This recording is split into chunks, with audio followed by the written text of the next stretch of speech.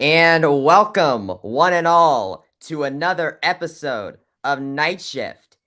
I'm Bryson Turner, and joining me is Eric Lopez. And Eric, I am quite amazed by what we just saw tonight for UCF baseball. To not sound cliche, UCF had an out of this world performance.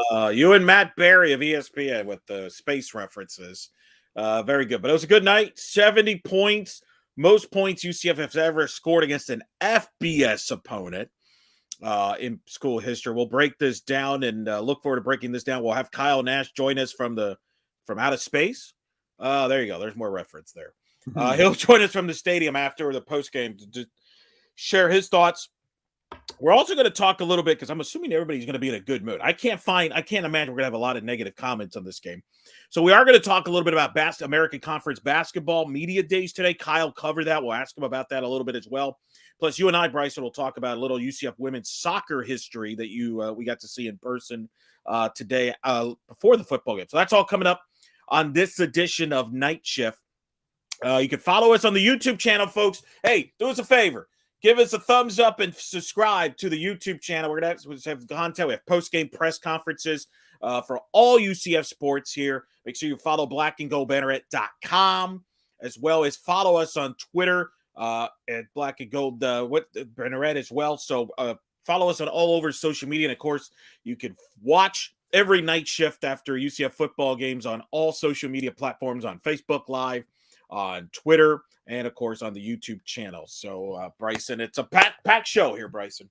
It is indeed, Eric. And I just want to go ahead and bring up a certain point because I want to talk positive throughout for the whole rest of the show. So I want to get this little bit out of the way first because 41 has a little bit of a good point. Because if I can only think of one negative thing to say that I think that the defense got off to a little bit of a slow start. Now, granted, once they got going, they got going. But it's kind of similar with the SMU game. It kind of took them a little bit of time to get going. I mean, what do you make of it? I don't make much of it. I mean, yeah, that one drive, but they hold them to a couple field goals. I don't worry too much about it. I look at it as they shut them out the rest of the way. And you know what I liked? I liked that the offense, it was good adversity from the standpoint the offense answered every time Temple scored early. So, you know what? The defense deserves a little bit of a break. They've kind of carried this team to this point. I think tonight it's all about the offense and how they clicked. It was very good. JRP. This quarterback conversation's over, Bryson. It's over. Oh, yeah. This is going to be for and I'm not saying GRP is going to light it up the rest of the year. He's probably going to have some struggles too. At times, maybe with Cincinnati, but this is his team. And what I can't wait to discuss with Kyle, but I'm going to bring it up now. I find it interesting that Thomas Castellanos came in and he looked fantastic, which makes me feel better about the future as they get to the Big 12. But it's interesting. This is the third game that Castellanos has appeared.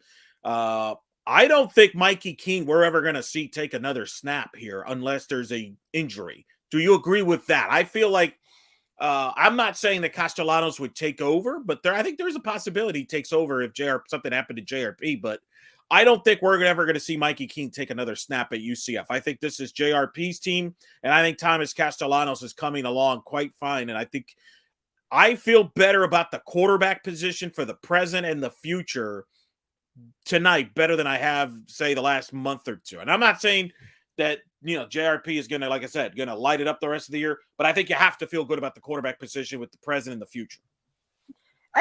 I know injuries are really hard to predict. And I mean, heck, Mikey King came in last year because there was an injury. But I think that I would agree with you in that unless there's an injury of some kind, we're not going to see Mikey King again. And even then, that's thrown into a little bit of doubt because Thomas Castellanos came in here.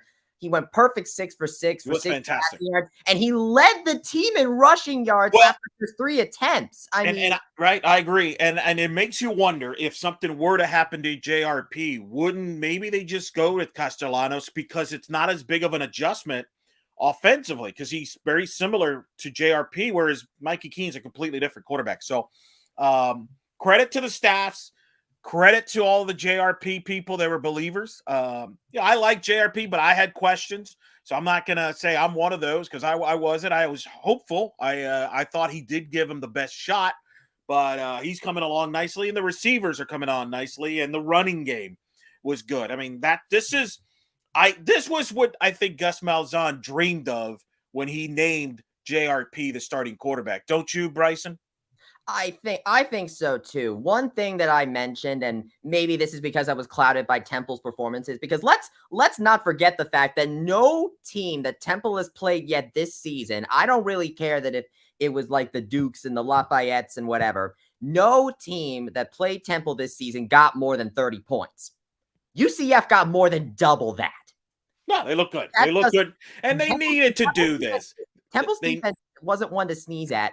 And this offense met it and exceeded, I think, expectations against them this time around. And with JRP, I mean, I said on the roundtable that we needed to see consistency. I was very conservative. I thought that this was going to be a very low-scoring game because I just didn't see enough consistency out of Plumlee yet. That's the one big thing, because I think I believed in his ability, because the 300 passing yard games said what they needed to say. The problem then becomes, can he consistently do that or string consecutive games where he does that? And he did that tonight. And if anything, I think he exceeded what he did against SMU last week. No doubt. He looked better, good, solid performance. And they needed to do this. Their Temple's overmatched talent-wise. I don't believe they should have a football program, but that's another story. UCF took care of business and made a statement, and I thought that was a good thing. And like I said, this was the ideal scenario performance. This game was pretty much done at halftime, and it was really over in the third quarter. So let's get to some questions here. Obviously, people can send your questions and comments to our YouTube section as well as on our Twitter page. Correct, Bryson? Yes, sir. You can tweet us on Twitter, or you can just send a message to us in the chat. Let's go ahead and just start with a little fun one from MG. What a performance. Where are all the JRP haters now? I'm going to guess moving on to the next person to say. They're hiding somewhere. They're hiding somewhere. They're kind of quiet tonight. They're unbelievable. Did you realize tying Dante Culpepper's school record for touchdowns in a football game, Bryson? I mean, that... For all the hoopla with Blake Bortles and Mackenzie Milton, nobody ever scored as many touchdowns in a UCF football game than Dante Culpepper, and now Mikey, and then now JRP is far from the quarterback position. Unbelievable. Well, in the sense of a single game, I think part of doing that in a single game is the opponent, which, of course, as you said, Temple was a very big mismatch, but you also have to actually get to the end zone as many times as you can. Yeah. And with JRP, I mean, he ended up doing that. I mean, look, when you get into the same sentence as Dante Culpepper, you know you're doing something right. And that is what JRP has done today. I mean, 373 passing yards, and he had 3 rushing touchdowns. I mean, the fact that he got 37 yards, I keep thinking he dominated the rushing attack when really he only had 37 yards. And that's what I'm happy about, Bryson. That's the thing, is they weren't dependent on his legs, because that was my criticism earlier this season, is that you're too dependent on his legs. He did this mostly with his arm. I think that's a very encouraging thing, because I don't think he could last getting 15, 20 carries a game every game. I'm not saying that's not going to happen. Maybe in bigger, closer games he will run more. But it was good to see him depend on his arm and was accurate. I thought he was solid. And like I said, this is the best that a UCF offense in the Gus Malzahn era in the 2 years has looked by far. By far. And, credit to everybody involved. I thought the line played well. I thought everybody played well. Well, I actually found this tweet right before we had the show. It was from Austin Heff, who many might know from the Space Nights Twitter Spaces, and he said earlier that this UCF offense is generational. What do you think about that? I mean, that's a little that's a little aggressive comment there. This is the same offense that didn't score a point against Louisville in the second half, which you just shake your head now, right? Thinking of that. But look, the ESPN telecast even said I bet UCF wishes they had that one back. And yeah, they probably will. But no, I'm that's a little aggressive, generational. But look, I mean, This is what Gus Malzahn, and this is the Gus Malzahn offense. If this is what Gus envisioned, I think this is why he went with JRP to begin with. And I don't think they would have scored 70 points with Mikey Keene at quarterback, unfortunately. No disrespect to Mikey Keene, but JRP is a playmaker when he's on his game. And as long as he completes the passes that he is supposed to complete and it shows the accuracy, they're going to be tough to beat. Can he do that on a week-to-week basis? That remains to be seen. Honestly, one thing that stood out to me when watching the broadcast is they had this little segment where they were talking about how Gus Malzahn, like, this was a diamond in the rough type of job for him, and how they've noticed how much Gus has started to love coaching again.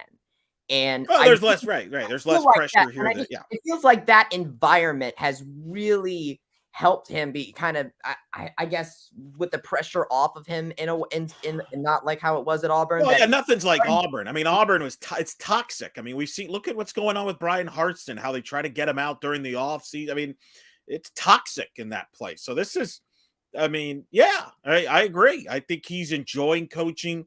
There's expectations, but it's not like Auburn where it's ridiculous levels.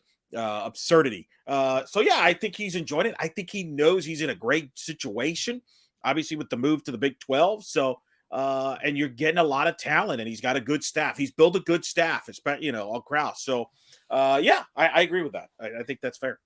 So I want to quickly touch on, because I know we've talked about JRP and Thomas Castellanos a lot, but I want to ask you, what do you think about some of the guys that we kind of got to see a little bit with the rushing and receiving? Because RJ Harvey, I mean, he had a really good first half, tying his career high of 73 rushing yards, and had Thomas Castellanos not burst out for his total that he had, he would be the team's leading rusher. Well, I think it's been established now. You have Bowser and Harvey as your two main running back guys. I think Richardson's more of a playmaker, scat back who can get some carries, but then be used more as a receiving back, in my opinion, on that. Yeah, I think Harvey's, and it's great. Remember, he had a serious injury. There was people last year, Bryson, at fall camp before Harvey got injured that thought Harvey was the best back. So now we're starting to see that with, and that's adding to the strength of this running game, which helps to the offense, makes it easier for the quarterback, makes it easier for the defense. Because again, they don't have to be on the field the entire game like they used to be under the previous regime. So yeah, I think Harvey, you've got a good thing going with the 1-2 punch with Bowser and Harvey, in my opinion, and you got Richardson as well in the mix. You're seeing the depth of that running back kind of play out, and a lot of options for that team as far as who can get the ball in the backfield. We also got to see a little bit of peaks at McDonald, Stephen Martin, Jordan McDonald. Yeah, he looked good too as well. What do you think about some of that? Because those are some depth pieces that will probably end up being crucial for the team's future. What do you think about seeing them tonight? Yeah, it was good. I mean, these are the type of games where you need to see those guys play, and it was great. That's why it was so important to get this dominant performance and build a big lead, so you could get some of these youngsters some playing time and see what they could do, and get their feet wet and, help build towards the future. So it was a fun night. Like I said, they destroyed Temple. Like I said, now it does set up a tricky situation next week, because now it'll be, they're going to be a big favorite going into Greenville for a late night, for a night kickoff game in Boneyard. So, but no, it was good to see those guys perform and step up when their numbers called. Here's a curious question from Jim John. You said this was JRP's team now. So will Thomas Castellanos wait for JRP, or will he transfer? And I don't know. I do think that JRP has a lot that he can help Castellanos round out his abilities. I mean, we've seen that he's a very capable rusher. The passing is great, but I think it is much more valuable for those two to work together longer than anything else. And I think that would make Castellanos more prepared for when he eventually inherits the program. And I think he could still technically redshirt this season. Correct. I mean, he's only played in 3 games. I mean, that's a big part of the equation here. If Castellanos only plays in 4 games this year, he could redshirt. So basically, and then next year he's still a freshman, has that extra year of eligibility. And I still think there's questions about JRP beyond this year. Will he play baseball? What is he? Does he decide to come back to play quarterback next fall in the Big 12? Does he decide to move on? And, either play baseball, because there's people that think he could play professional baseball. So we'll see. I think there's too many questions with that. I'm not too worried about is Thomas going to transfer? I don't believe that. I think when you're Thomas Castellanos, I mean, you've got a chance to be the starting quarterback in the Big 12, could be as early as next year, no later than 2 years. What I will say is this, Timmy McClain will not start over Thomas Castellanos. Having seen what I saw from Castellanos, Timmy McClain's not at his level, and it's not even close. Like this kid, he was impressive. I mean, that was impressive. Oh, yes. I mean, now, do you think that Timmy McClain might transfer away again, or do you think I don't know. I think he'll compete, and who knows? That's like next fall stuff. We'll worry about that next fall. I mean, you need depth anyway. I mean, you never know what's going to happen at the quarterback position, but no, I'm not too worried about that right now. I feel good with where JRP is playing this year, and I feel good about what I've seen from Thomas. And he's coming along. And remember, the coaching staff, and this, Bryson, talking to the coaches in the media day leading it, there was a lot of praise about Thomas Castellanos. Coaches were telling you were talking to some of the offensive staff. They were going out of their way to praise Thomas. So we shouldn't be surprised by this. Oh, yeah, I'm not surprised by this at all in the sense that, Thomas Castellanos had a good performance. I think I'm just a little bit taken aback that he would, do so good this soon. I mean, I was thinking more along the lines of, oh, okay, he's showing up really well in practice. So, he'll get some playing time and, maybe he'll have a little bit of those, true freshman, rough edges a little bit just to kind of work that out. But he went a perfect 6 for 6 and then ran 3 times for 88 yards and a touchdown. I mean, this is a coming out party for Thomas Castellanos and a little bit for Jordan McDonald too, because he ended up getting a touchdown. Well, I think the McDonald thing's important because Bowser will obviously move on. You don't know what's going to happen in the running back position. There'll probably be other guys moving on, etc. So it was good to see McDonald get some playing time and see what he could do, because he could be a big factor of this offense come next year in the Big 12, which to me is important. That's just as important. One of the things I wanted to find out this season at the end is, like, who are the guys you can depend on when you make this jump to the Big 12, which there are no Temples in the Big 12, spoiler.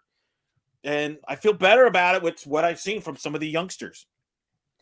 So I want to go ahead and just address the defense really quickly, because I know we can talk about the offense all day, but I do want to just address the defense. Jason Johnson, well done there. 9 total tackles, 5 total solos for him. Josh Seliscar also got in as well, 6 total tackles, 3 solos. Corey Thornton. Just what did you have to what you see from the defense tonight? Like you said earlier, slow start. But they figured it out, made adjustments, and shut Temple down the rest of the way. Is that a concern moving forward? Maybe when you play better offenses or better line. But yeah, I think they were fine after a bit of a hiccup. I would call it a hiccup. They did what they needed to do, in my opinion.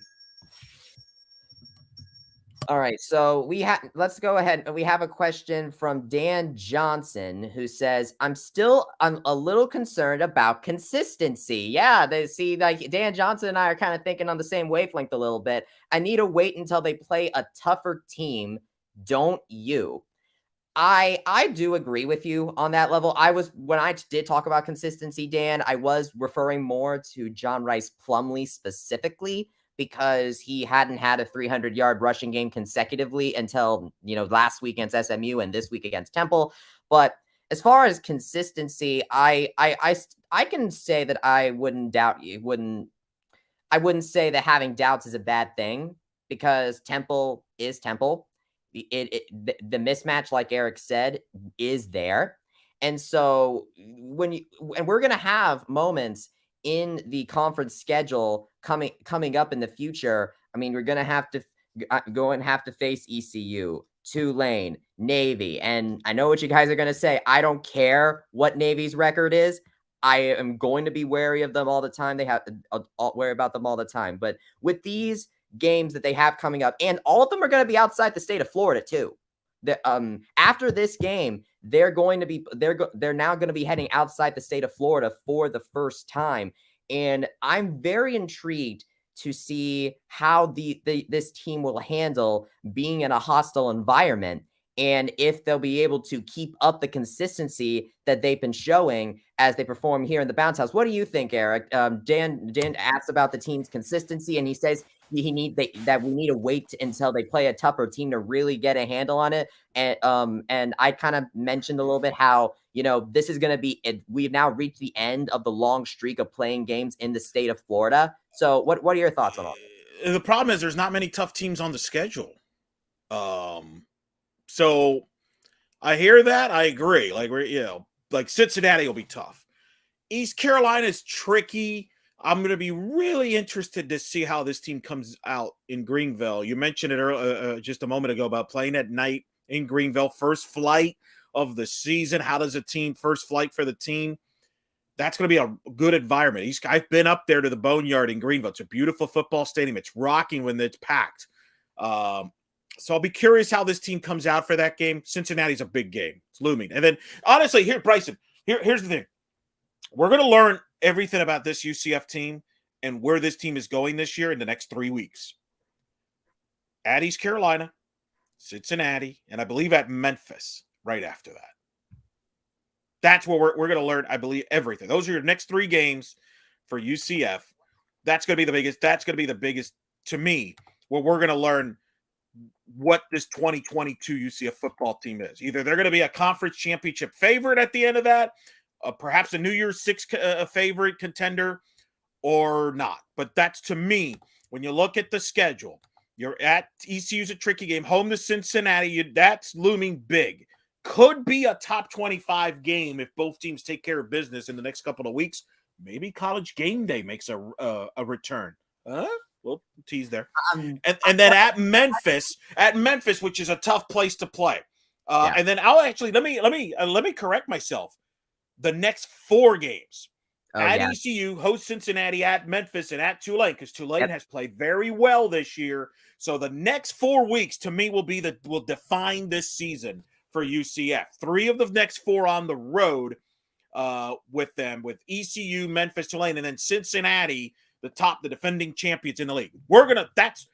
To me, that the next 4 weeks will tell the story. And if they can go 3-1 in that stretch, they're in good position to reach the American Conference Championship game, because I think they'll beat up on Navy and South Florida at the end of the season. So, but if they win out in that 4-game stretch, they got a shot to be in New Year's Six. So we're going to get all the answers, Bryson, in the next month. I do agree with that. I want to disagree with you about that, about Navy. I do not care what Navy's record is. They were winless when they beat us last year. I don't care what Navy's record is. I'm always going to be wary of that triple offense. But I do agree with you. The next 4, at least conventionally, the next 4 games are going to be key. Before the season started, I pegged Tulane as a game where that could be a game where this team could trip up. It's the 2nd week on the road. Tulane has been really good. Volunteer the Base legend made the point of saying they beat K-State. They're a good team. And Coach Fritz has done a nice job. And UCF's had tricky games up there before. So you're right. No, I don't disagree with anything you're saying there.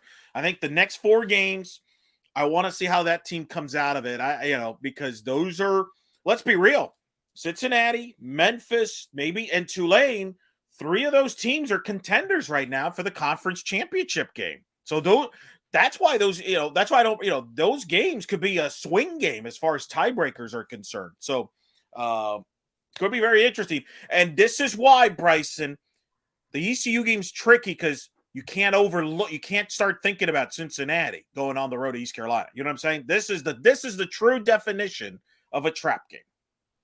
I think you make a really good point with that, Eric. I'm actually bringing up trying to bring up the conference standings right now so we can take a little look-see at that really quickly. But fallen hero while you looked that up. Tulane beat Kansas State, no question. That's a big win for Tulane. That's probably the best win that anybody in the American has had in the non-conference, quite honestly. So you're right on that. Fallen hero says ECU has upset alert run over. Yeah, that's a trap game. I don't disagree, especially at night. If that was at daytime, I would feel good about it. Everybody that's listened to the podcast knows I'm not the biggest Holton Ahlers fan. I still think UCF can win that game, but I do think that's going to be a tricky game. The one negative that I would say from the game, the bigger concern, and we'll ask Kyle if we have any information, is the Baker injury. Remember that we kind of left the game there after the low throw there. Not a good throw there. One of the few bad throws from JRP. Hopefully he's going to be okay. Well, the good news about that is that Kobe Hudson, I think, filled in for him quite admirably. I mean, when you look, he led the team in receiving yards with just 4 receptions for 121 yards and 2 TDs. So if Baker needs to rest for a little bit, I think that Hudson really helps fill in for that with that 1-2 punch with Ryan O'Keefe. So if Baker needs some time to heal, then by all means let him. I was looking here. So here was the conference standings as of this moment, and tied for the conference lead right now. Cincinnati at 5-1, Tulane at 5-1, UCF. Well, that's the overall record. What you're reading there. Well, right here, but like Cincinnati, Tulane, and UCF now both have gone 2-0 in conference play. Memphis and Navy right here at 2-1. I'm telling you, I don't care what Navy's overall record is. They can just sneak up on you there. But yeah, with the teams that right now that they've beaten are SMU and Temple. But now over these next couple of weeks as they play Cincinnati, Tulane, and Memphis, and ECU on the road certainly isn't a. We're gonna get all the answers. We're gonna we're gonna get all the answers that we've wondered. But the good news is it seems like the team's getting better, and that's what you need to see. If they would have struggled tonight boy, you'd be kind of like shaking your head. But they played well, executed well offensively. And I think that's a positive step that you're seeing improvements on a lot of different areas of this team. Special teams was good again. Remember when that used to be an issue, Bryson, early in the year? Hey, Colton Boomer tied the record for the most PATs in a game. No question. So positive optimism with the performance. But obviously, yes, lots of work to be done we're in the next month or so. Interesting. Fallen Hero base legend saying there are rumors game day has sights set on New Orleans when UCF gets there. I don't, they might take a peek at that. Maybe if Tulane is still has still the one loss, maybe. I've heard Cincinnati, UCF could be in the mix, although I know Manhattan, Kansas is the favorite as of this week to be hosting game day the weekend of the Cincinnati UCF game, from what just kind of gathering information. But let's say Kansas, because Kansas State, I believe, is hosting Oklahoma State that weekend, which could be a monster Big 12 game.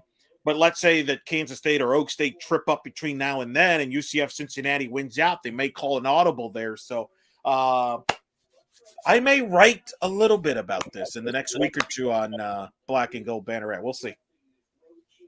Well, this is Night Shift. Eric and I talking about this amazing 70-13 win, honestly, by UCF over Temple.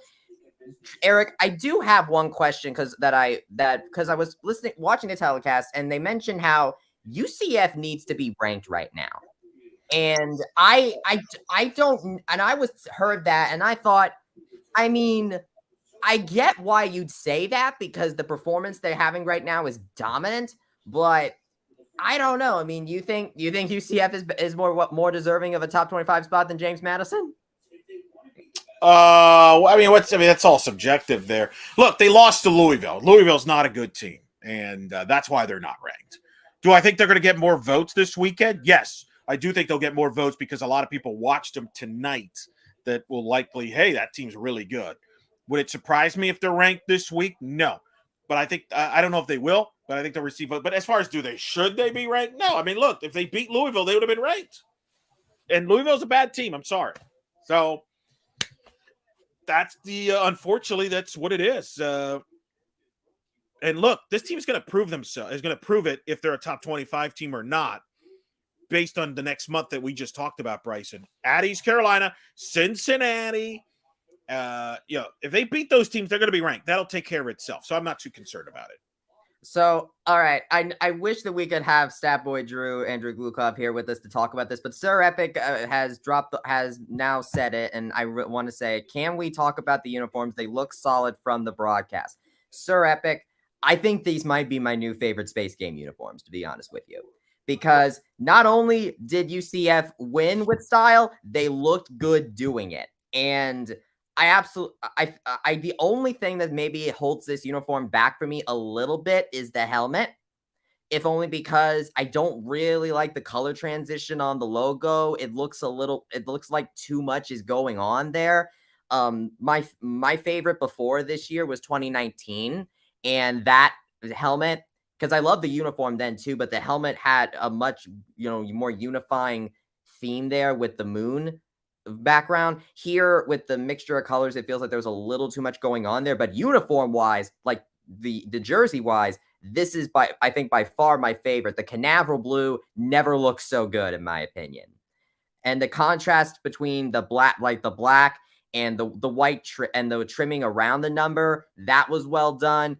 I actually quite like the Space U font. I think that looked really good as well. And overall, like, it was just a really nice aesthetic for it. Like, if this was a really good time to have this like Thursday night nationally televised game so that a lot of people across the country can see this, because UCF really put a good foot forward for themselves this week and last week too, which is nationally televised. Yeah, it'll be interesting what the numbers are for this game when it comes out on Friday. I'll write about it on Black and Gold Banneret. Look for blackandgoldbanneret.com. I will have the TV numbers for this game. It may not be necessarily right away, because yours truly has a volleyball telecast on Friday with number 24 UCF against Temple. So I'll do it from the venue. Maybe I'll write it up quick, or I'll figure something out. But anyway, it'll be interesting to see what the TV numbers are, because again, the New York Yankees Cleveland Guardians baseball game 2 of the divisional series that was supposed to be the heavy competition for this football game got rained out. I think UCF, the numbers will benefit from that. Had the Yankee game been played at the same time, it would have hurt the football numbers. The Yankee game 1 against Cleveland did over 5 million viewers. The Yankees are a huge TV draw. Obviously, the NFL was Washington and Chicago, 2 bad teams there. So I'll be curious to see what kind of TV numbers this game does. I think it'll be I think more people will watch this game than they did last week, the SMU game. So what that number is, final number, I would say it's probably about 800,000 to close to 1 million. We'll see. Although the blowout's probably going to hurt some of the back end numbers, but I'm not really going to comment on the jerseys because I think it's all silly stuff. I will say, though, I do like this color black. I know that's been a lot of topic. I don't know why some people don't like the color black that they used. I actually personally like the black that you had. If you just got rid of the blue and just go all black, I'm all in. Well, I don't know if Jeff Sharon would like that, considering he needs to see from the broadcast booth. I'll tell you what, I'm a big fan of the black too when it comes to jerseys. I mean, look what I'm wearing right now. I love the black. I fade to black, baby. ACDC. I like the black a lot. And to me, my only thing is we're a black and gold school. We're not, we're not blue. We're not, that. But I didn't mind the jerseys. And more importantly, like I said on the podcast, Bryson, as long as they win, if they win, I'm good with it. If they would have lost this game, I would have said, burn the jerseys. You know what I mean? Just win, baby. I couldn't, because even though we may burn them. Even though a loss, if a loss had happened in these jerseys, the jerseys look too good to burn. Burn them. Just like don't wear the big game gold helmets anymore. We don't win those anymore. So stop wearing those. I'm very superstitious when it comes to that. Let's get into Michael White with a good question here, comment. Offensive line is really starting to gel. Not quite the push as they got in the second half against SMU, but they're more consistently opening holes in the middle and giving a clean pocket. I agree. They've been getting better and better. We'll ask Kyle Nash when he joins us a little bit about that, but I do think the offensive line quietly has gotten better and deserves some of the credit for this success that the offense has had on the ground running the football. Oh yes, I mean, heck, we almost saw one of those offensive linemen get a touchdown tonight with Tylen Grable. I honestly kind of wanted him to just get a handoff real quick, because I mean, it's this kind of inventiveness, I think, that Gus Malzahn loves to kind of pull sometimes on offense, that it makes me really appreciate him, because he not only is able to execute the fundamentals very well, but he's also someone that's able to, keep you on your toes a little bit with a little bit of creative play, stuff with the Bowser cat that's been doing really well this season. You have, and then this with Tylen Grable. I mean, what were you thinking? You're muted, Eric. No, I agree with what you're saying. By the way, Steve Collins I agree with what Steve Collins points out here. By the way, thanks to everybody who's tuning in. This is great. Love the audience feedback here. O-line has been the difference in the last 2 games. Running game opens up passing game football 101. Amen. Amen, Steve Collins. Props to Steve Collins.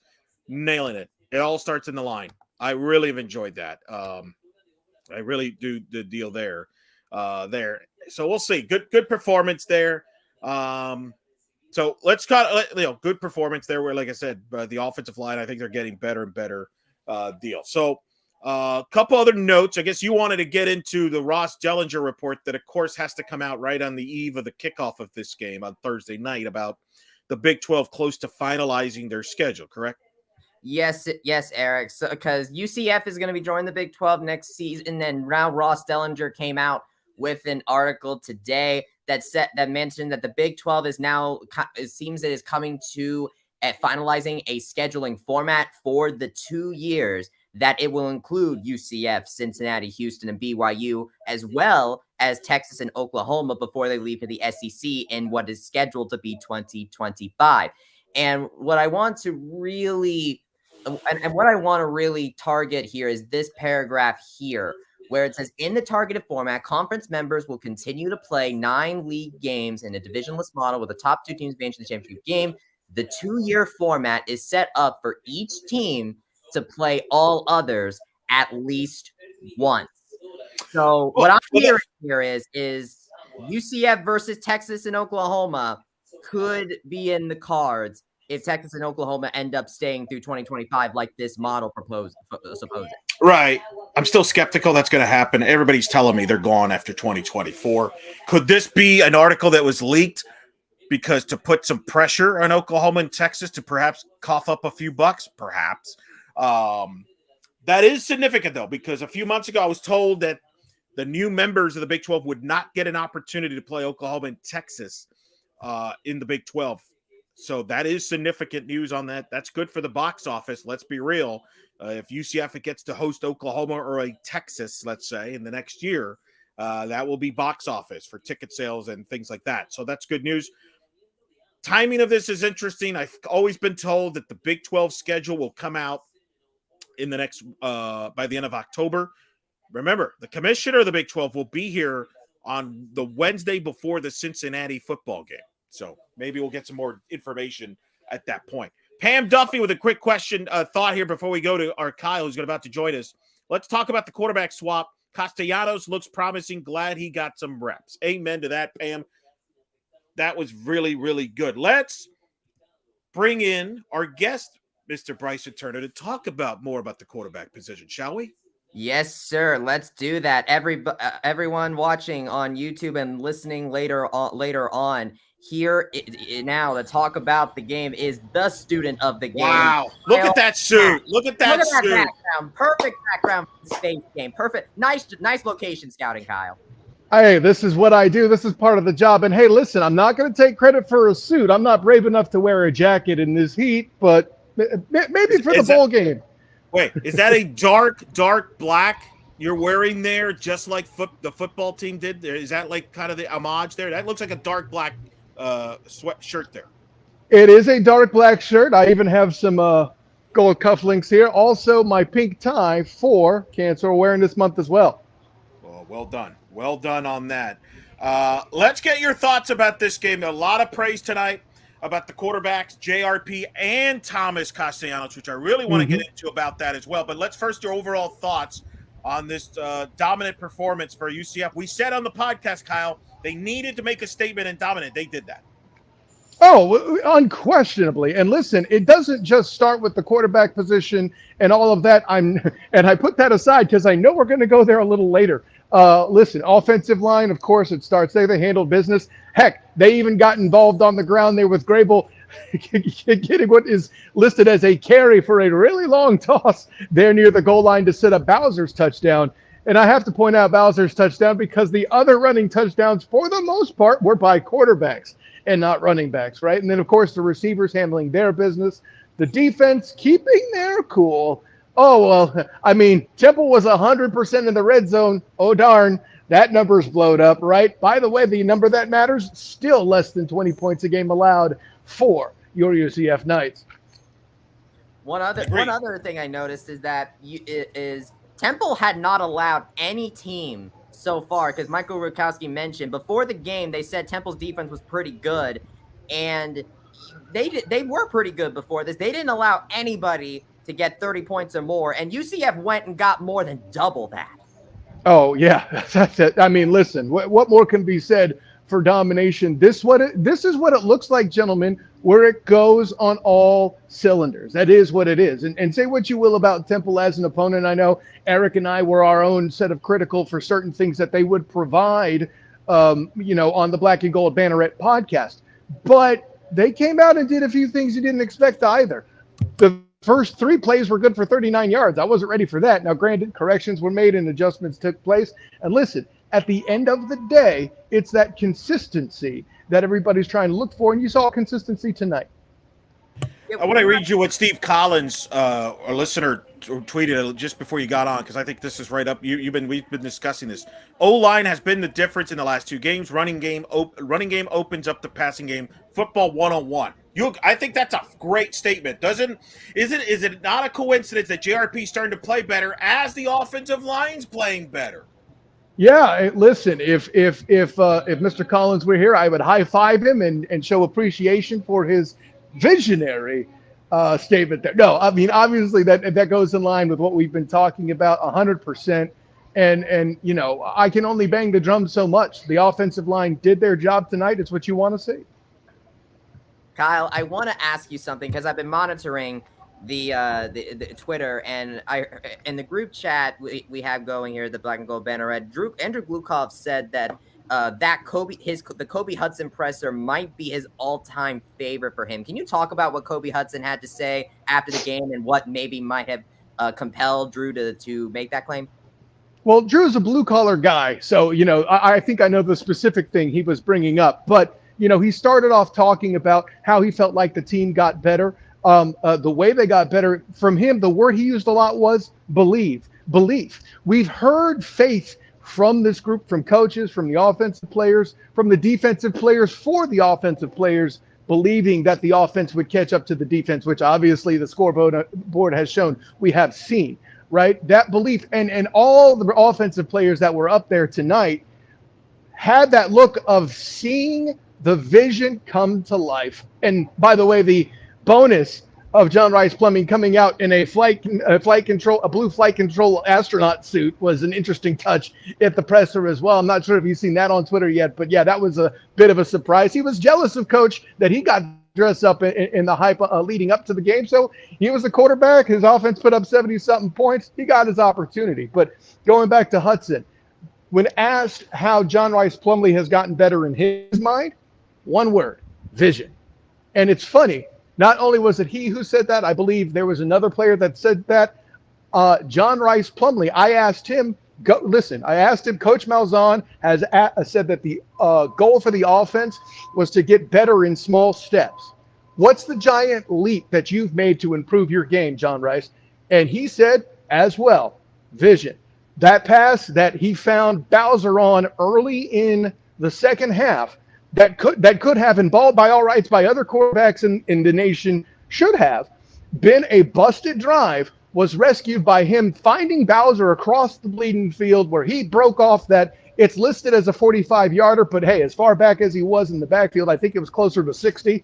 At any rate, he did that. That drive becomes a score. It turns on its head, and all on the strength of John Rice Plumlee controlling the ball, 18 for 22.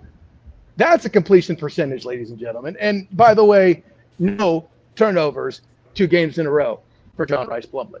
So, this is what Gus envisioned, Kyle, right? When he named the quarterback and he talked about how he envisioned what JRP would do at, in practice, because they were not live.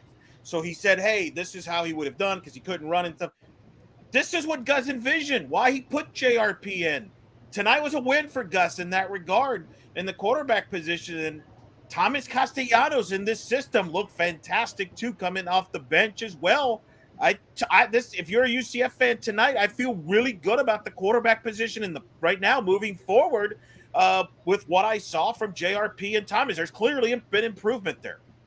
Listen, you needed a scuba certification to appreciate all the depth that took place, and I think that kind of hooks into what else Drew liked about Kobe Hudson's press conference. The question was asked of him what it looked like with all the guys on the field playing, all the young players getting the opportunity, and he cited Stephen Martin as somebody who is a great downfield blocker, has earned his keep by playing away from the ball and all this stuff. Gets catches and a score tonight, I believe.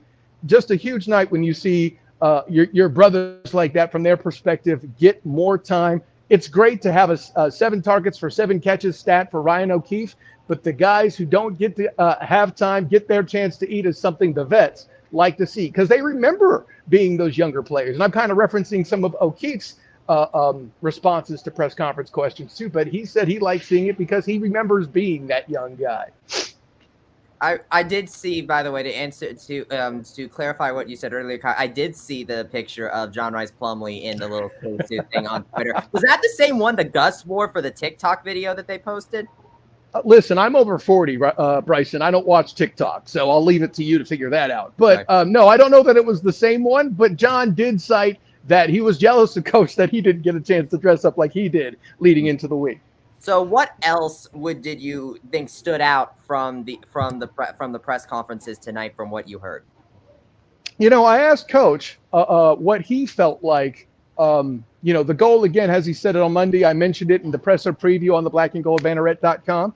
And the big thing he's mentioned is just the same as he mentioned it last year. You might have seen the clip on the Black and Gold Banneret Twitter about last year at this point, around the halfway point, looking to get better.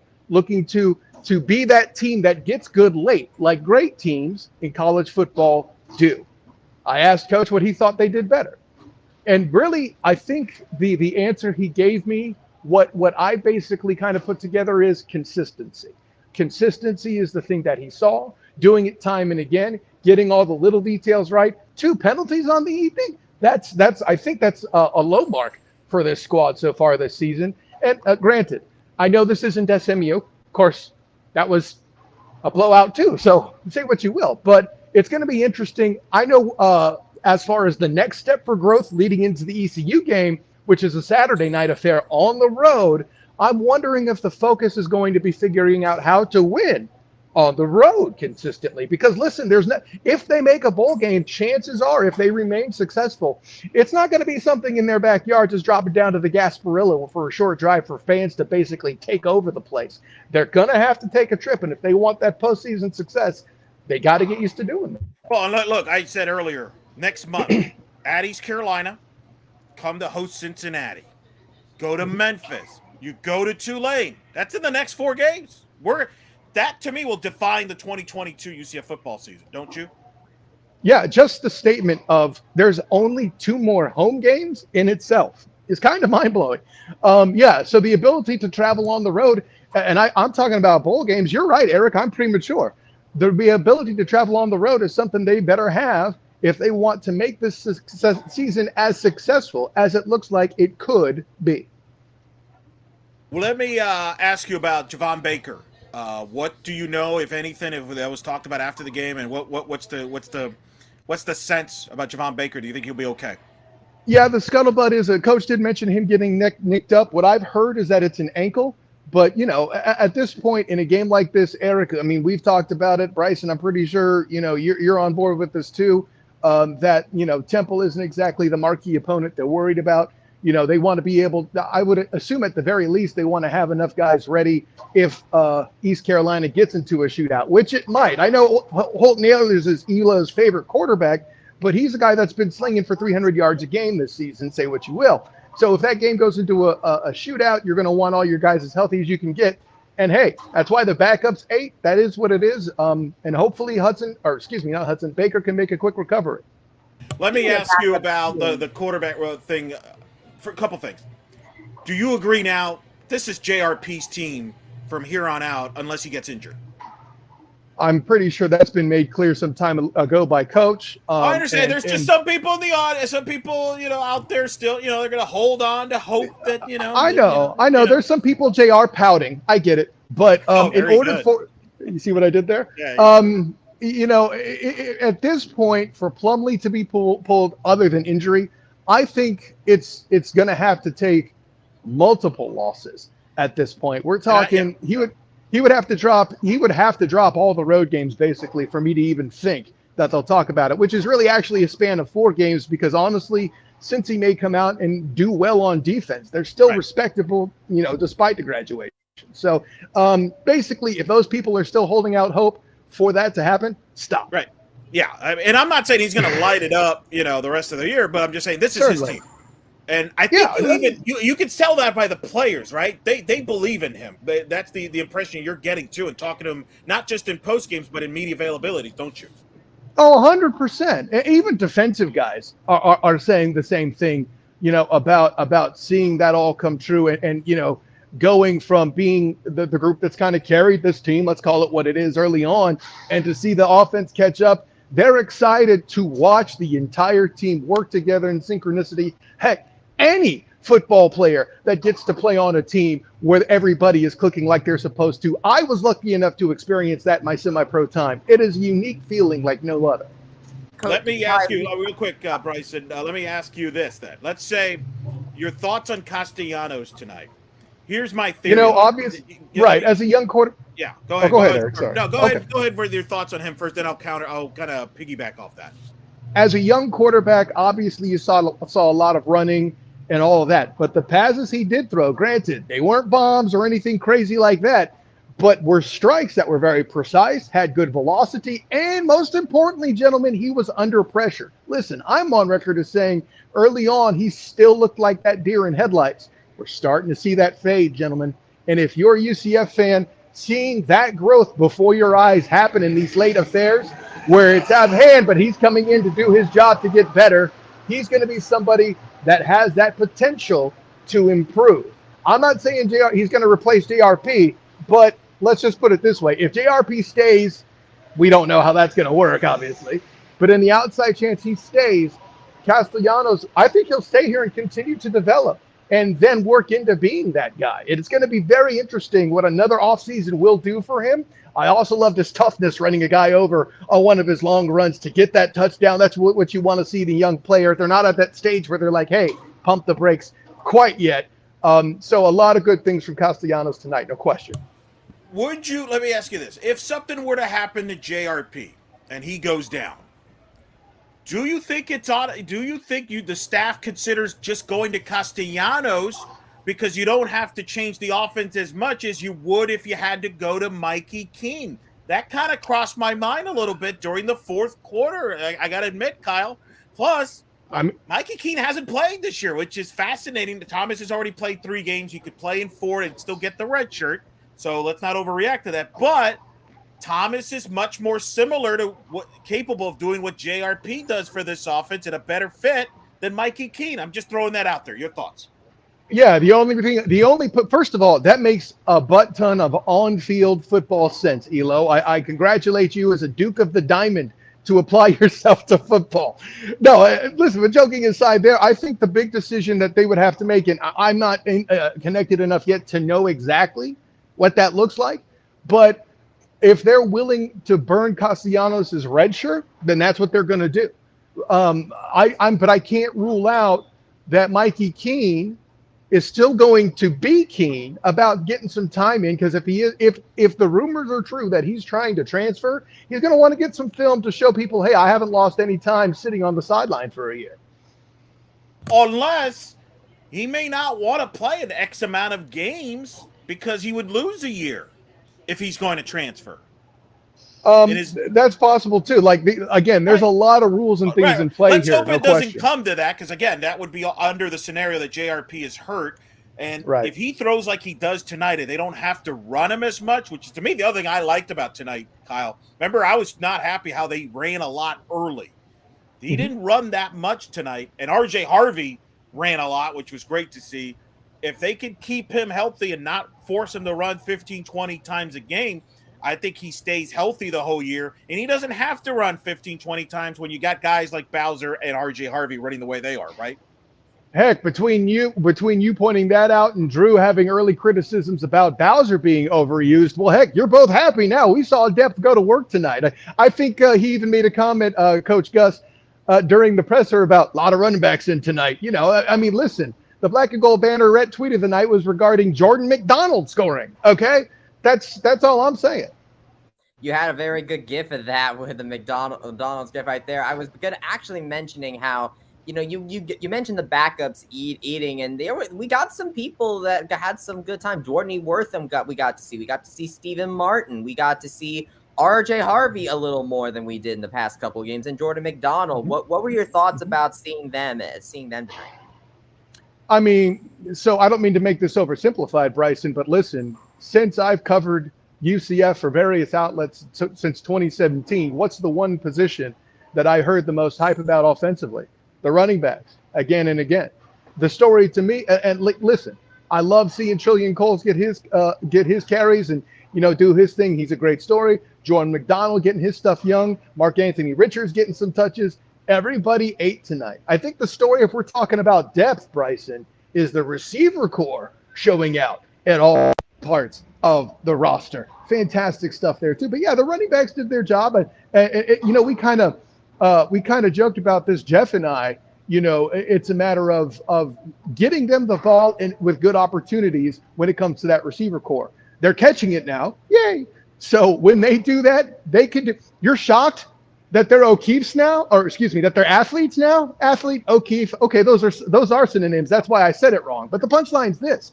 We know we have athletes at wide receiver. Them getting the ball in space, somebody's got to, the only hope in my mind to really stop that is if I'm a defense that's a breakfast secondary, meaning I attack receivers early. If you let these cats come off the ball or find space, we have seen you are in pure trouble, period, point blank. By the way, I wanted to just get your thoughts on it. How happy were you to see Tylen Grable get that rush and almost get the touchdown? Obviously, it would have been better if he scored. But listen, as somebody who was the proper build and fit and agility for a big man to be used as a tackle eligible, I never got the chance.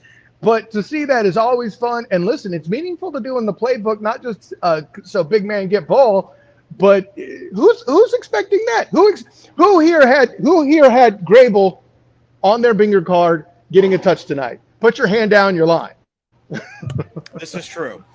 Last thing about the football game, because we got some other items we want to address with you.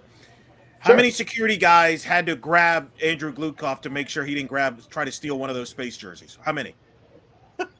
You know, I'll put it this way. They basically kind of set up a wedge at the elevator so they could kind of, you know, bottleneck his approach. And that's how they kept him under control. I love it. Well played. What were your thoughts on the uniforms, by the way? Because I said that this was like, I think this could very well be my favorite Space Game uniform. If not, it's only slightly held back because of the helmet. Right. And for my money, my favorite helmet is definitely the moon helmet, no question. But, you know, for me personally, it beat the pants off of the space shuttle last year, and it's not close. Best ever. I can't go that far, but it's in the conversation. And I know there are those who are critical of it, but let's put it this way. The jersey snobs I know, the Drew Glukovs, the Christian Simmonses, all of that, nothing but positive. And even a few, just when I asked, 2 words, best ever. That is Kyle Nash. This is Night Shift here. Eric Lopez here alongside Bryson Turner on blackandgoldbanneret.com. Now, Kyle Nash, ladies and gentlemen, has been by far the busiest media person on Thursday in the Orlando market. Certainly, Trace Trelko, a good friend of Sons of UCF, is right there with him. Why I bring this up is because before the football game, today was the American Conference Media Day. They've had it for the last 2 days, virtual. And on Thursday, UCF men's basketball and women's basketball were on stage, if you will. And Bryson has a clip from it, and I think we recognize this voice that asked Johnny Dawkins a question. Let's play the clip, Bryson.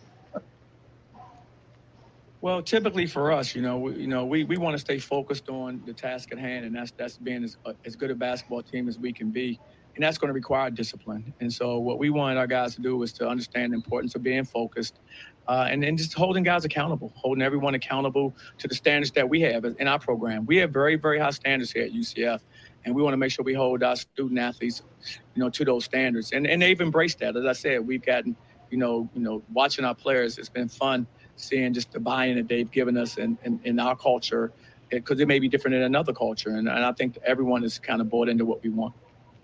That's, of course, UCF men's basketball coach Johnny Dawkins answering the question of Kyle Nash, who, for the visual audience, you saw him all over dominating American Conference Media. You were all over Twitter. All the clips that UCF and the conference was grabbing of UCF had you involved. But Eric, there's no tie. I mean, just like Clark Kent can't be Superman because he wears glasses. That can't be me. I have a tie. That's true. I can't. That's true. What was? Give me your takeaway. First, let's start with the men's team. I know that Johnny spoke and a couple of the UCF players spoke. You got a chance to talk to them. What was your impression, Kevin, for the audience that may have missed it? Listen, when it comes, the players offered, by the way, I don't know if Bryson can find it, but we have a clip on the Black and Gold banner at Twitter as well of both DJ, Darius Johnson, and CJ Walker, the two main primary returners from last year that are going to definitely be the nucleus to what we're seeing. The main thing that I found interesting is the question was asked of those two players, what's going to be the big thing you needed to improve from last year? And point blank, CJ Walker said discipline. They're not beating around the bush, Elo. They're acknowledging, I think it was something along the lines of make sure you're getting to practices early, not just on time, doing the little things. Bryson, I think, heard me at one point kind of off to the side griping after one of the Houston games. I saw 5-6 guys afterwards shooting, getting the field, just doing that, practicing extra, in other words, on an opposing court. On the UCF side, I only saw one guy, Darius Johnson. Interesting how that works. And it's those little things like that I think CJ Walker's pointing out. This team is focused on defense defense by Johnny Dawkins coaching, and discipline being the key to what they do to improve. And listen, you heard Johnny talking about, getting buy-in and things like that. Obviously, the first step to improve discipline. Yeah, that stood out when he said that. I was kind of fascinating. And it's interesting because, this team won 18 games, 99 in the conference. They were inconsistent. And I think when you look at them, I think we questioned the chemistry of the team last year, and I think maybe CJ Walker kind of leaned into that a little bit by saying maybe some discipline, some issues internally when your upperclassmen, where your so-called leaders are not consistent, that kind of affects it. But that was fascinating to see from CJ Walker and what they had to say. What's your thoughts on what Johnny Dawkins had to say? Yeah, I mean, with Johnny, listen, I think him mentioning the buy-in is the biggest thing. And beyond that, I mean, listen, he has a defense-first philosophy, right? That's the mantra. That's the attack. That's where he's going to come from. And at the end of the day, if they start there, everything else will fall into place. Say what you will about the offensive explosion that was the Michigan game last year, and probably the single best half of basketball I have personally witnessed as a fan or covering it personally. That's completely different. It's also not typical of what you're going to see from a UCF team. Not because they're incapable of shooting. It's just a lot to ask of anybody. So I say all that to say, typically when they win, what do? Turnovers kept down, points scored consistently, of course, and then the defense locks down and causes problems for the other side without getting into foul trouble. Foul trouble was a factor in how many games, Elo, last year?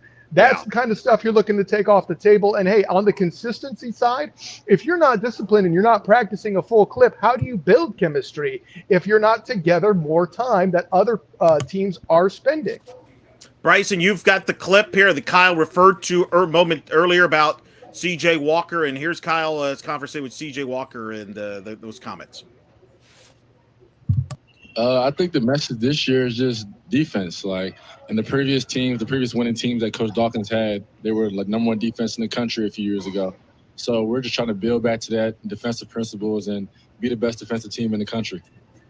Yeah, with a lot of new guys and a lot of young new guys, he just really wants to harp on what it takes to win. And with defense being the main thing, right now our defensive play is what's going to take us there. That's what he's harping on the most. That was Darius Johnson first and then C.J. Walker answering Kyle's questions there. So very good stuff. Very fascinating. And it was good to hear Darius talk about the defense, Kyle. Mm-hmm. This team's got to get back to being a top defense. That was Johnny Dawkins, really when they made the NCAAs. They're a defensive first team. I liked a lot what they say. Obviously, I know people are going to say, well, that's just talk and all that. We'll get to see it on the court. But, I like the talk. I would not be surprised if this team ends up with better chemistry than last year's team and maybe accomplishes some more things that maybe we don't expect because of simple things like that. It's interesting. There's a point that the women's basketball coach, Satia Messer, made that I think applies here to Johnny Dawkins' group as well. With newer guys, you can put your stamp on what's going on a lot more than with veterans who are established and set in their ways. And I like Darius Perry as a player. I know he was set in his ways. He knew how to play basketball, slashing and being wild. Darren Green, he could shoot the rock great, and oftentimes did. But did he do more beyond that? Could you expand his game? Could you change his game at that point in their careers? And the answer is not really. And this isn't a shortcoming of them as players. It's tough for any human being to do, let alone a college athlete who's, still relatively young and figuring out their own identities in general, that kind of thing. Now, you mentioned Cynthia Messer. That's the women's basketball head coach, ladies and gentlemen. And they also had a couple of players. And this is the first of many times that Kyle Nash will be asked this question by me, by Bryson. Well, maybe Bryson don't know who are the players. He'll be asked by people coming in the media, other media outlets. Who is these players for women's basketball? Who was representing UCF women's basketball here, Kyle? Well, the big piece here is the one on the right there, Nay Hutton. It was amazing to hear her talk about it. Earlier in the presser in question, Satia Messer mentioned her, comparing her to Charles Barkley. So I had asked her about that too. She had a lot of fun with that. But, listen, a lot of talk about buying in. It's a good thing. There's two things that I kind of absorbed from both the players and Coach Messer talking. Coach Messer used both the term positionless basketball and also talked a lot about playing tough. So it's kind of a mix of what Dawkins is talked about before with positionless basketball, and then a mix of some of what we've seen from the previous regime under Coach Abe being tough underneath. And listen, a big part of that, something I think UCF fans and myself covering the team, we're happy to hear about. Destiny Thomas will still be around to make a role as well. Amen.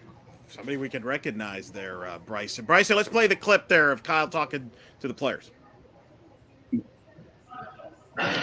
Energy, details, and toughness. Those three right there, if we have those, we're going to be good this season. That is Coach Messer's motto, as well as don't stop. So, yeah, won't stop is also, that's her big, mantra. It's kind of like, even though we've had a lot of obstacles thrown at us, I guess having a whole new team, whole new coaching staff, we're just going to have to work that much harder to really get to the level that we want to play at. So that was the clip there from earlier today from the media days with Kyle Nash. He's all over Twitter too on all those clips. It's a star. Bryson, he's the star. He was the star of media day. He really was. By the way, Ashton Versalt. By the way, it was the woman on the left. I believe she is actually a returner from last year. Ashton is Ashton is a returner. She did see sometimes stepping in. On the rare occasions there were foul trouble. And she did. She contributed that way. And actually, Satya Messer cited her and some of the other returning players in not just so much, obviously, buying into the new system, but also being helpful in implementing it as well. So Ashton was a part of that aspect as well. Well, Kyle, you're going to be a big part of the basketball coverage this year, as Bryson and myself. We're looking forward to basketball season getting here. I'm going to go ahead and phrase my last question to you like most of the media did to all these teams over the 2 days. Nothing against the media. I've covered many of these. Sometimes it gets monotonous. Some of the questions were silly. So I'm going to go ahead and mock some of the popular question that many media people ask these coaches and players. And I'm going to phrase it to you in this form, Kyle. Kyle Nash, this is going to be your second year on the Black and Gold Banneret covering basketball. What are your expectations for your coverage of basketball this upcoming year?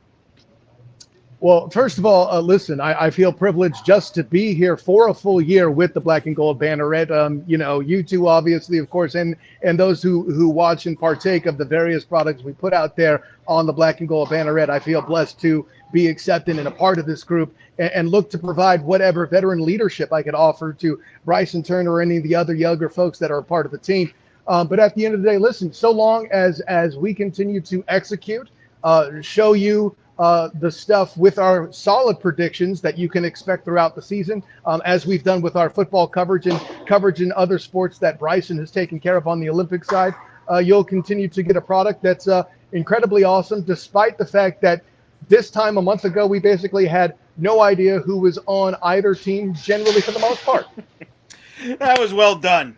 That's exactly what we saw for 2 days of the media days. And I don't know, why do us media people ask these questions like, what's your expectation? What do we expect them to say? Hey, man, we have no expectations. I'm going to be honest, man. I think we suck, Kyle. I think we're going to have a bad year. Nobody ever says that. Like, why do we ask these questions? Let me go a little off script, Elo. I try to ask those different questions for you guys out there. No, not just Bryson Turner and Elo, but those of you here participating here on the night shift with the Black and Gold Banneret, so you can get something different. Why do you think they picked my clips guy? Oh, good point. Right, yeah, no, that's Kyle Nash, folks, the Twitter king of the basketball media days for the football game there.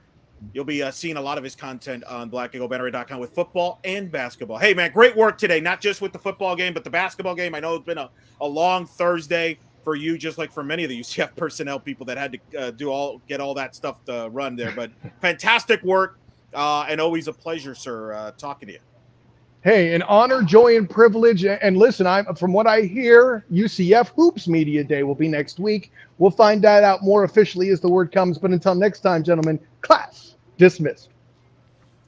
There he is, Kyle Nash from the State Bounce House after the football game win, and a good little basketball talk to wrap up AAC Media Days there. Let's kind of quickly wrap up the show, Bryson, with some Olympic sports news.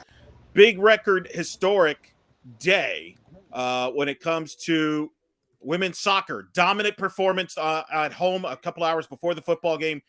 4-0 win. The big story, Kristen Scott, 2 goals, including marking her 30th of her career, Bryson. Yes, sir. Kristen Scott's back in the starting lineup. She had a 4-match absence, but which the women's soccer team did not win a game. But once she came back, it was like this offense just kind of stepped up to another level once again. And today against Cincinnati, which I have to think they had to play with a chip on their shoulder a little bit because last season Cincinnati really derailed their momentum going into the conference tournament. And today they just thumped them 4-0. And Kristen Scott was a major part in doing that. She got two of those goals, enough to get her to that 30th mark. I actually have this right here. We have the UCF women's soccer record book right here.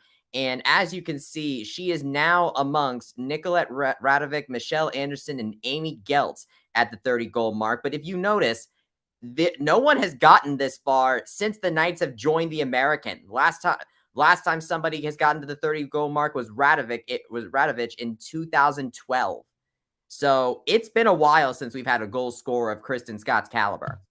4th UCF player since 2000 to reach that mark. And I know you and the media talked to her after the win by UCF. UCF, by the way, first place now in the American Conference, unbeaten in their last 5, 3 straight wins. No coincidence. that Kristen Scott returned from injury during this 3-game win streak, and you guys had a chance to talk to her. So let's hear from Kristen Scott.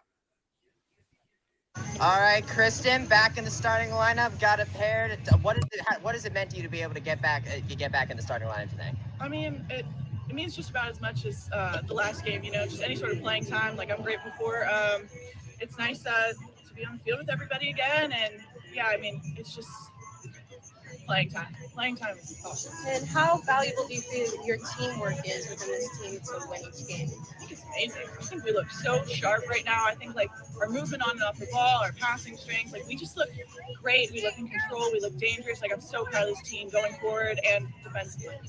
The offense just kept Pepper in the goal. 17 shots overall, seven of goal. How would you just describe the intensity of the offense today?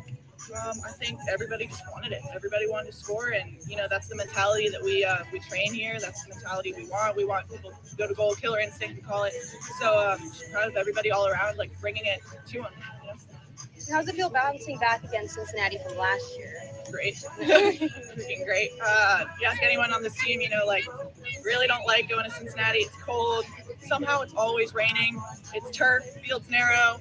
So to take them here at home, where it's warm and kind of sunny, a nice wide grass field, that's how we like it. You got your 30th goal of your career tonight. First time a night player's done it since 2012. What does it mean to you to be able to have gotten the chance to score as many times as you have throughout your career? I'm just grateful for my teammates. It's a lot of assists, 30 assists. So I've played with some really amazing players, and a lot of them are still here. And I'm just grateful for everybody that's had my back. It's a team accomplishment. 2 more.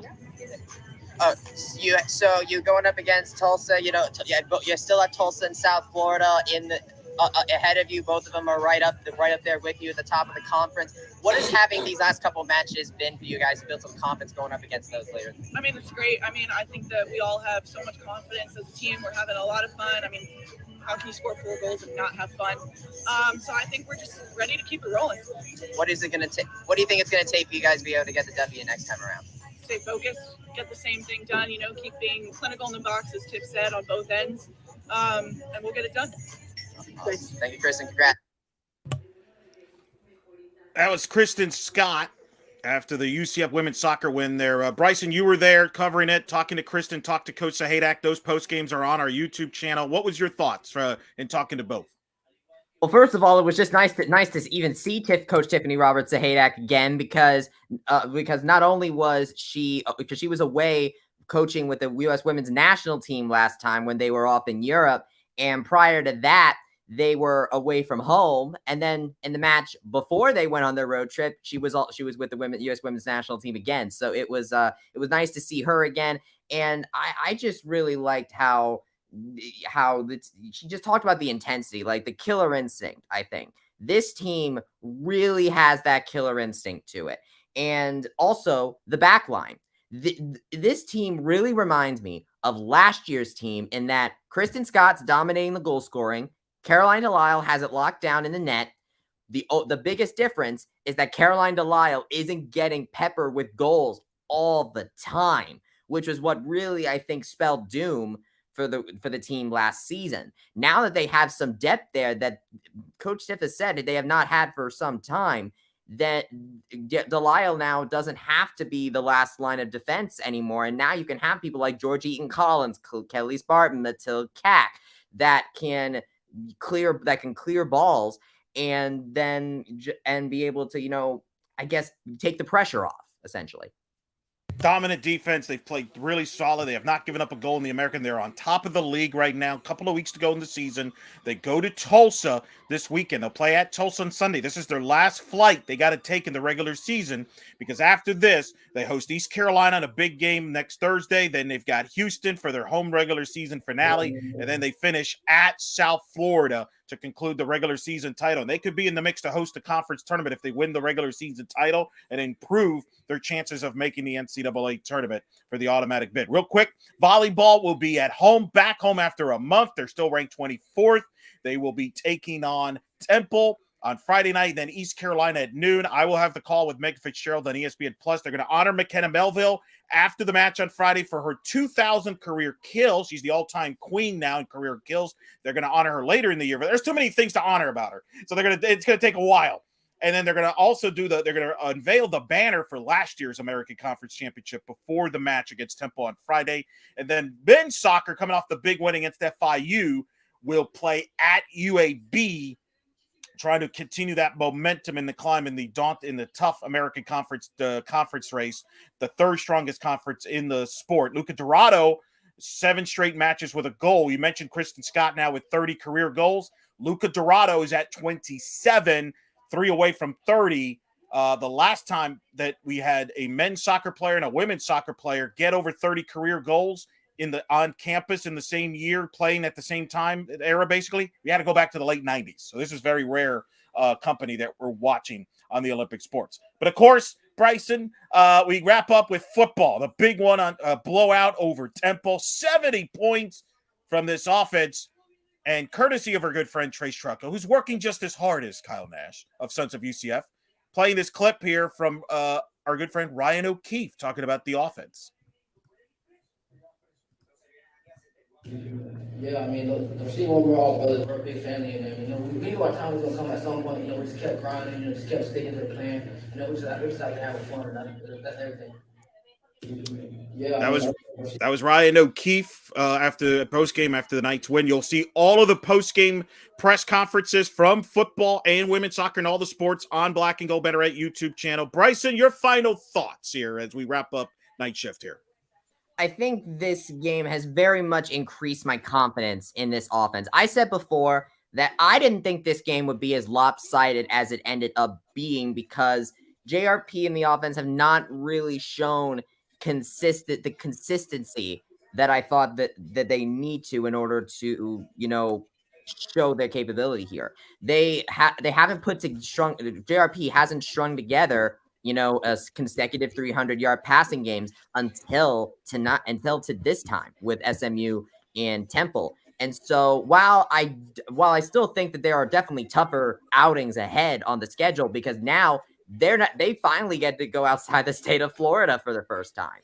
So now we're going to see how this team deals with hostile environments. And I think that through these first few games, I think we've really seen this team grow. And I would say I'm optimistic. I think Temple is certainly a mismatch, but their defense certainly wasn't no slouch at the beginning of the season, and they absolutely demolished them in three quarters of the game. And so I think that as far as this game goes, this is a very good confidence builder going forward, and it's an assurance that this team can compete for the conference. The question is can they go out, travel outside the state of Florida, and come back home and face a ranked Cincinnati potentially and execute? And I think I have faith that they can do that now. Check out blackandgoldbanneret.com. Andrew Glukoff will have his knee-jerk reaction as Rika's thoughts on the win by UCF over Temple. Well, check out also Bryson Turner will have coverage of the UCF Olympic sports with his nightcap. And certainly we'll break down women's soccer's victory over Cincinnati on Thursday. Of course, some men's soccer and volleyball coverage there as well. Kyle Nash will have the press conferences on the YouTube channel there. We'll have basketball coverage coming up soon and much, much more. Thanks to all of you for bringing your comments and questions tonight. This has been a blast of a show. Thanks to everybody tuning in. Make sure you subscribe to the YouTube channel. Give us a thumbs up. Make sure you subscribe to our podcast feed wherever you listen to your favorite podcast and give us a 5-star review. Come on, I want those 5-star reviews. All right, don't you come on? Who's giving you this content? Right? But you can also find this live stream in our podcast feed. We always post our night shifts on there. So if you ever want to listen to this again, then go ahead and check out the podcast feed and subscribe for that as well. And we'll have our regular podcast during the week. We'll certainly preview the upcoming UCF East Carolina game and other games. And, of course, we'll have other sports coverage as well as some great interviews. Tyler Paul, Jeff Sharon had an interview with Tyler Paul on the last episode that's still out there. You can still listen to that episode as well. Bryson, this was a blast, sir. I will let you go ahead and close the show out. Thank you very much. On behalf of both Eric and I, thank you all so much for spending your evening with us. Happy Friday, now TGIF. And enjoy this college football weekend. One of the benefits of weeknight games is we get to just sit back and enjoy a college football weekend, which is quite packed with action. Honestly, I'm very excited to see how that will turn out. But we can sit back in satisfaction, and that UCF, or as we like to call them this week, the Nauts, have thumped Temple in this year's space game 70-13 in what was just an amazing game to see, and an amazing confidence builder for this offense. Thank you all so much for spending your time with us this evening, and I hope you have a great weekend. From Eric Lopez, Kyle Nash, and myself, go Knights, charge on, and have a very nice and safe weekend.